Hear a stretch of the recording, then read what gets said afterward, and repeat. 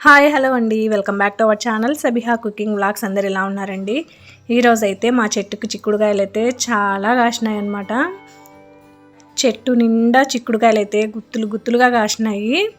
నేను ఈ చిక్కుడుకాయ సీడ్స్ అయితే ఆన్లైన్లో అయితే తెప్పించుకున్నాను. ఈ చిక్కుడుకాయలను గుత్తి చిక్కుడుకాయలు అని అయితే అంటారంట. నేనైతే కొన్ని సీడ్స్ అయితే తెప్పించుకున్నాను.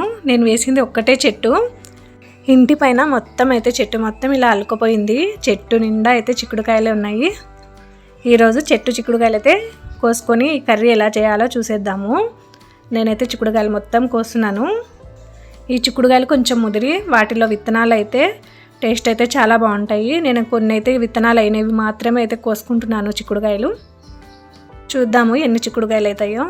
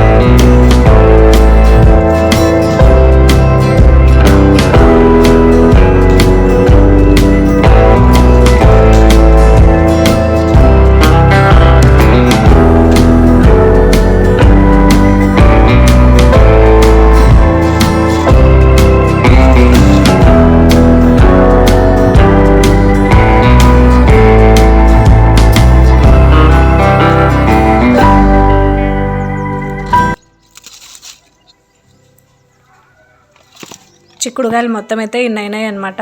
ఆ బుట్ట నిండా అయిపోయి బుట్ట మొత్తం ఫుల్ అయిపోయి కింద కూడా పడిపోయినాయి. నా చేతనంత వరకు అయితే నేను ఇన్ని మాత్రం అయితే కోయగలిగాను. ఇంకా చెట్టు నిండా అయితే ఇంకా చాలా ఉన్నాయి చిక్కుడుకాయలు. ఈ చిక్కుడుకాయలు అయితే టేస్ట్ కూడా చాలా బాగున్నాయి. నేనైతే ఈ చెట్టుకి ఎలాంటి ఫెర్టిలైజర్స్ కానీ ఇంకా వేరే మందులు అయినా ఏవైనా కూడా అసలు నేను ఈ చెట్టుకైతే ఏం వేయలేదు. అయినా కూడా చిక్కుడుకాయలు అయితే చాలా కాసినాయి. మనము మన చేత్తో వేసిన మొక్కలు దానికి వచ్చిన ఇలా కాయగూరలు కానీ ఫ్రూట్స్ కానీ ఏవైనా కూడా చేసుకొని తింటే అదొక తృప్తి కదా మనకి. తర్వాత ఇంకా చిక్కుడుకాయ కూర కోసం అయితే నేను అన్నీ కట్ చేసుకుంటున్నానండి. అన్ని విత్తనాలు అయితే ఎంత లావైనాయో చూడండి. చిక్కుడుకాయలు మొత్తము నేనైతే ఇలా మొత్తం కొన్ని ముదిరినవి అయితే విత్తనాలు మాత్రమే తీసుకుంటున్నాను. కొంచెం లేతగా ఉన్నవి చిక్కుడుకాయలు మొత్తం అయితే ఇలాగే కట్ చేసి అయితే వేసుకుంటున్నాను. ఇలా బాగా ముదిరిన చిక్కుడుకాయలు అయితే ఇలాంటి విత్తనాలు అయితే వస్తాయి కదా, ఓన్లీ ఆ విత్తనాలు మాత్రమే కొంచెం నీళ్ళలో వేసుకొని ఉప్పు వేసుకొని ఉడకబెట్టుకొని తింటే టేస్ట్ అయితే చాలా బాగుంటాయి.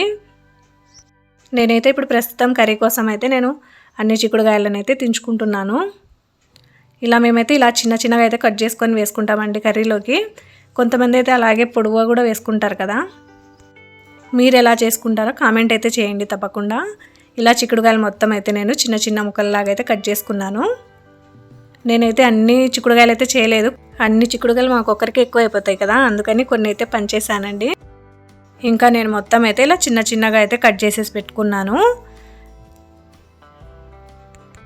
ఇంకా ఈ కూర ఎలా చేయాలో చేసేద్దాము. ముందుగా అయితే స్టవ్ వెలిగించుకొని ఒక కడాయి అయితే పెట్టేసుకుందాము. ఇందులోకి 1.5 టేబుల్ స్పూన్ ఆయిల్ అయితే వేసుకుంటున్నాను నేను.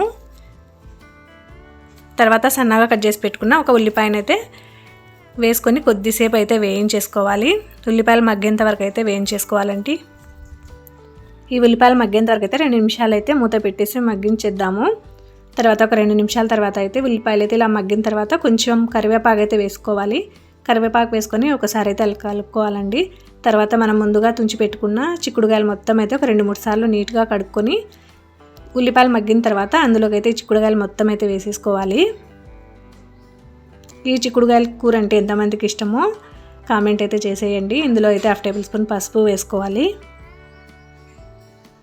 తర్వాత నేనైతే కల్లుప్పు వేసుకుంటున్నాను. మీకు నచ్చితే సాల్ట్ అయినా వేసేసుకోండి. ఉప్పు పసుపు వేసిన తర్వాత మొత్తం బాగా మిక్స్ అయ్యేలాగైతే కలుపుకోవాలి. దీనిపై మూత పెట్టేసి ఒక 5-6 నిమిషాల పాటు అయితే ఉడికించేసుకోవాలి. ఒక 5 నిమిషాల తర్వాత ఇలా కొంచెం మగ్గింటాయి చిక్కుడుకాయలు అయితే. ఒకసారి మొత్తం అయితే బాగా కలుపుకోవాలి, లేకపోతే అడుగు అంటేసుకుంటుంది కదా. అందుకు ఒకసారి అయితే మొత్తం బాగా మిక్స్ చేసుకోవాలి.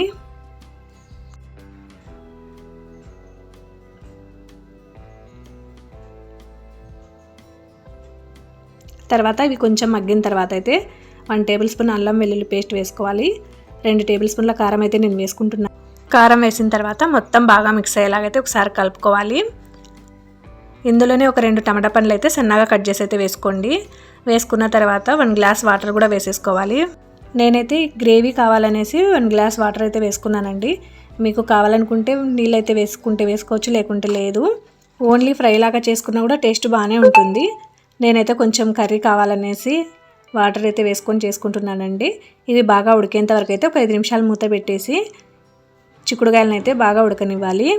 ఒక 5 నిమిషాల తర్వాత అయితే ఇలా బాగా ఉడికేటప్పుడు అయితే 1 టేబుల్ స్పూన్ ధనియా మసాలా కూడా ఇందులోకి వేసుకోవాలండి. ధనియా మసాలా వేసుకున్న తర్వాత మొత్తం బాగా మిక్స్ అయ్యేలాగైతే కలుపుకోవాలి. మసాలా వాసన కొంచెం పోయేంత వరకు అయితే ఒక 2 నిమిషాలు అయితే మగ్గించేసుకోవాలి.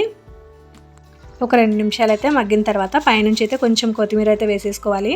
కొత్తిమీర వేసుకుంటే టేస్ట్ అయితే ఇంకా చాలా బాగుంటుంది.